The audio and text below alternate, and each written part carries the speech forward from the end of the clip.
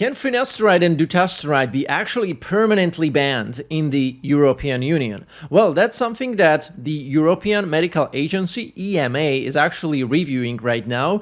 As of October 2024, the following medications will be affected by this review: finasteride oral, dutasteride oral, including their various brands that exist in Europe like Propecia, Proscar, as well as topical finasteride. This review was requested by ANSM, French National Agency for the Safety of Medicines and Health Products, and they claim that there is somehow data confirming that finasteride and dutasteride containing products somehow increase the risk of you thinking about pressing the exit button on this wonderful journey that we are all having on this planet, or simply engaging in the thought processes that lead towards you pressing the exit button. I'm not purposefully calling it the S word because then the video might get restricted and probably not going to be shown in certain regions or to as many people as I would like. Since this is a very important news, I would like this to reach as many people. So make sure you like it, comment below to boost the algorithm. Welcome to Let's Get Hair, your go-to spot for tackling hair loss. Whether you are aiming to stop your hair thinning ASAP, regrow hair, or get a hair transplant because the treatments didn't quite do the trick, I have got you covered from root to tip. So make sure you subscribe to stay up to date for more hair loss and hair transplant related content in the future. Before we look at the evidence of how likely it is for finasteride and dutasteride to make you wanna end the game forever, this whole process has just been initiated by the EMA and we will have to wait for the European Commission's final decision. I don't know when this is going to happen. Until then, all of these prescriptions for finasteride and off-label dutasteride will remain as they are in all of the countries of the EU. This is not the first time, interestingly, when French regulators decided to restrict or regulate the use of finasteride. For example, in April 2023, French finasteride brands had to comply with newest regulations and had to put a red box warning on the label which states the risks of sexual and psychological side effects. They also had to add a QR code that will lead you to this site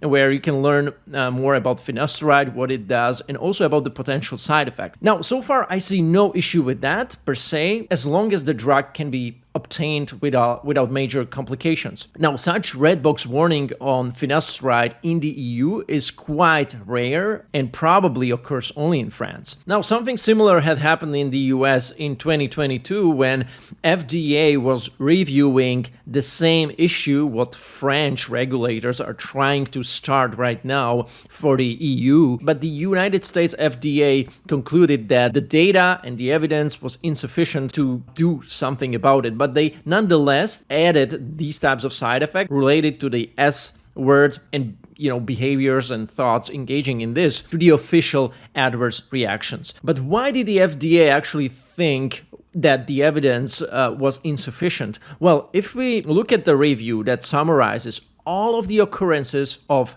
S since 1993 until 2019 worldwide, and these are in some way connected to taking finasteride, either 1 milligram or 5 milligram. We see 356 cases in 27 years with about 13 cases of S per year on average. Another research article from 2020 mentioned 36 recorded cases of S related to the use of finasteride. And I think we could find more articles and case studies with dozens of cases if I would keep on searching further, or maybe even hundreds if we are trying to be pessimistic. This, however, would still be very, very, very small and insignificant compared to the number of prescriptions being handed out worldwide on a yearly basis. Now, I didn't find the worldwide statistics for prescribing finasteride or dutasteride. However, for the US, we can see since 2013 until 2022, the prescriptions are ranging from 6 to 10 millions per year. It means finasteride, all different brands. It can be Proscar, it can be Propecia, so it's all combined. So again, 6 to 10 million a year, okay? That's a big number. So if you compare this to the occurrences of these incidents that are like in dozens or hundreds, like it's a very disproportionate relationship, right? Now, somehow I was not able to find Avodart or dutasteride statistics the same way I found the finasteride ones. It's maybe because dutasteride is being used off-label, but it's being prescribed for prostate and also for hair in the United States. So I think just for the US, it would be millions a year as well. Probably not 6 to 10 as like finasteride, but it would be probably 1-2 millions in my estimation. Now, on top of all that, we have to also include Asia, Europe, Australia, Canada, and Southern America, and combine it all together, where finasteride in some, different brands is being prescribed like on a yearly basis in millions. So we are looking like tens of millions of finasteride prescriptions and dutasteride prescriptions combined in a year. So in my opinion, the whole potential regulatory tightening on finasteride use will result in more information or warnings being put on the actual labels of finasteride and dutasteride, but it will not cause these products to be completely withdrawn from the market just by this one regulatory procedure. It has rarely happened that medications with a very good safety profile over decades, like finasteride, right now 30 plus years being on the market. So I'm optimistic, because if they actually get their word out with all of those side effects being like more serious and more concerning than we are thinking, in such case, the same way those warnings are required to be put on the labels of finasteride in France, it's gonna now apply to the whole European Union. So that's gonna be, in my opinion, the most realistic outcome. In case of a worst case scenario, this thing will be withdrawn. I do not think this will happen. I absolutely don't believe that. But in the worst case, you still have countries like Turkey that are nearby, where I'm actually getting my finasteride from whenever I fly there, once a year on average.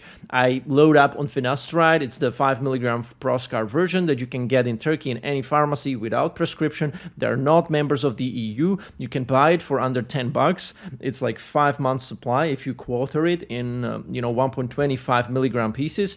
And if you microdose these, it can last you up to a year, really. Back to the realistic scenario, I think if they will succeed in putting some additional side effects and warnings on the finasteride labels across the whole European Union, that will be really it. If it's gonna get worse, maybe it will be harder to obtain it in some European countries where it's gonna be more tightly regulated. You will have to do some additional, talks with a psychiatrist so he can really determine that, okay, this guy is clean, he doesn't have any of those ideations, any of those thoughts about, ending the game, so you will be able to get it, right? So I think that's the worst thing that can potentially happen, some more restrictions. But hey, I will keep you updated on this one. We'll probably not come to a resolution this year, but probably in 2025. So make sure to keep the notifications on. Check out the links in the video description below, where you can learn more about how I can personally help you one-on-one, how you can benefit from our membership platform, or simply just download our free guides and ebooks